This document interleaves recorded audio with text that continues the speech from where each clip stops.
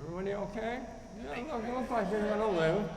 All right, the last part of my seminar is on soft sparring, soft hands sparring. I want you to take your thumbs and put your hands over them so that if you hit someone a little bit hard, you're going to feel it on your thumb. Now, the point of all this is that if the head is the primary target in real fights, then what I want us to do, we're going to get a partner, you're going to trust your partner, you're going to use slow movement, but the head is a target, all right? You're going to use kicks, punches, and then you're going to come back at me the same way, you're going to there you go, and the body is no problem. Hitting the head, we want to be careful, we don't want to hurt anyone. So with your thumbs in that position, you're going to at least be aware where your fists are. And I don't want you to hit anyone hard. It's more of a just making a little bit of contact. What he's learning is that I didn't get knocked out. He hit me in the head and I didn't get knocked out. To some, this is a revelation. Because you've never been hit in the head, you can't train that way because you're afraid that someone might hurt you. So you never really know. Yeah, you can get hit in the head and I can live. And I can still be fighting. So this short, I'm going to do like a minute or so of this soft sparring. Grab a partner, and I want you to hit the head. Don't be afraid. Trade punches. Don't feel you have to block everything.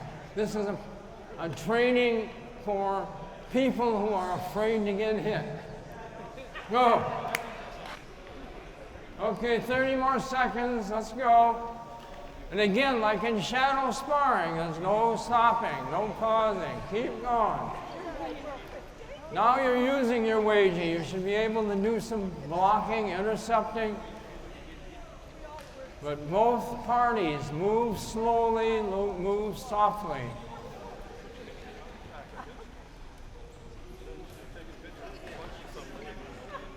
Watch your distance. Watch how as you're punching, how far away from your opponent you are.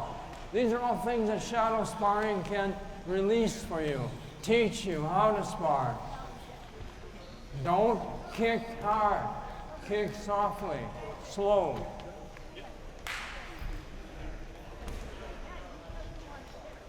"30 more seconds, come on. Slow down, Alan. Yes, not slow.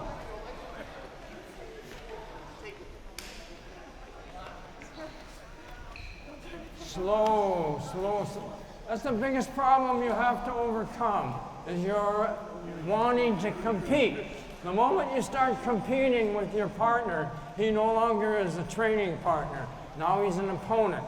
And he's going to come back to you just as you're coming to him. All right, that's it. Line up. I don't know the time elements here.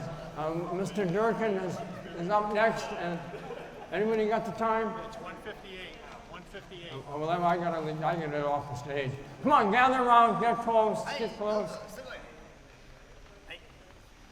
All right, the best way to get me to talk about the history of Uechi, which is often different than what other people are considering to be history, you got to get me in the clubhouse afterwards after we play a round of golf, and with a beer, ask me a question, and from that it branches out into things that I forgot about years ago, and all of a sudden I remember. But things that happened on Okinawa back in the 50s, I remember very, very clearly, and often with a bit of embarrassment, because I didn't listen to Uechi Sensei or even Tomiosi Sensei. I listened to my own wanting to be a youngster and be able to do the things that I thought were important, and I thought I was smarter than they were. Of course, I was only 20 years old, and I bet those of you who are grandparents and all, you remember those days with your kids. So what I'm trying to do now is to simply say, look at your Uechi again, look at it. My great friend, Justin Testa, talked about learning with a student's mother. What? Oh, a beginner's mind. You have to look at this with a beginner's mind.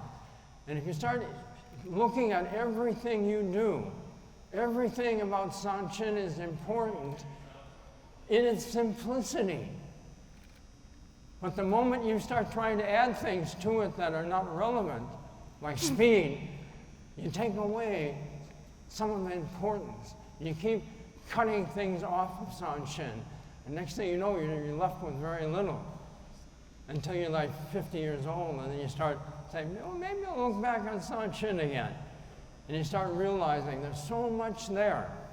But everything you do that involves action comes from the floor. And the only way you can keep your body fluid is not to be tense, not to think muscle against muscle. All right, if you're a bodybuilder, you sleep tense, all right, because they're always showing off their body.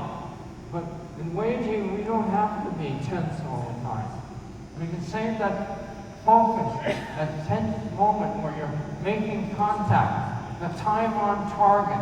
That's 150% of energy coming from the floor. But it happens so fast that you don't even realize it. And then your body goes back to being fluid and reacting to reality, not to what your mind is telling you. Your body will intercept, it will interpret much better than your brain. Your brain is being scientific and will evaluate everything, and by the time it figures it out, too late. So training eliminates that thought process.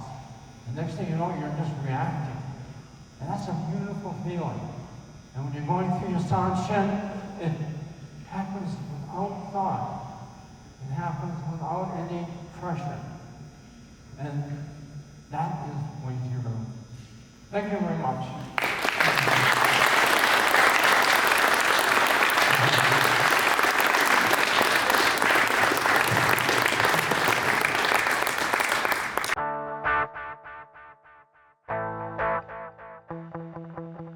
Please don't forget to like and subscribe to Live Dandy.